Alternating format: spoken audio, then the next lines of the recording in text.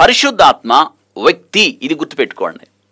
మీరు ఎప్పుడు కూడా పరిశుద్ధాత్మ తండ్రి కుమారునితో పాటు సమానం, కానీ పరిశుద్ధాత్మ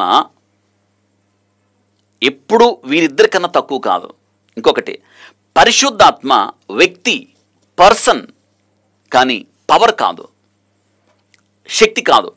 మీరు ఈ విషయాన్ని జ్ఞాపకం చేసుకోవడం ద్వారా పరిశుద్ధాత్మను గురించి మరింత తెలుసుకోవడానికి అవకాశం కలుగుతుంది. సందర్భం కాబట్టి కొన్ని విషయాలు పరిశుద్ధాత్మ గురించి మీరు అవగాహన కలిగి ఉండాలి అని నేను ప్రత్యేకంగా ఈ సమయమందు జ్ఞాపకం చేస్తున్నాను. చూడండి, పరిశుద్ధాత్మ ఒక వ్యక్తి. Holy spirit is the divine person. యేసుక్రీస్తు ప్రభువారు శిష్యులతో మాట్లాడుతున్నాడు. నేను వెళ్తున్నాను కానీ శిష్యులకి బహుదుఃఖమైంది. వారు కలవరపడుతున్నారు, దుఃఖపడుతున్నారు. ప్రభువా, ఇంతకాలం నువ్వు మాతో ఉన్నావు, నువ్వు లేకపోతే మాకెలా? మేము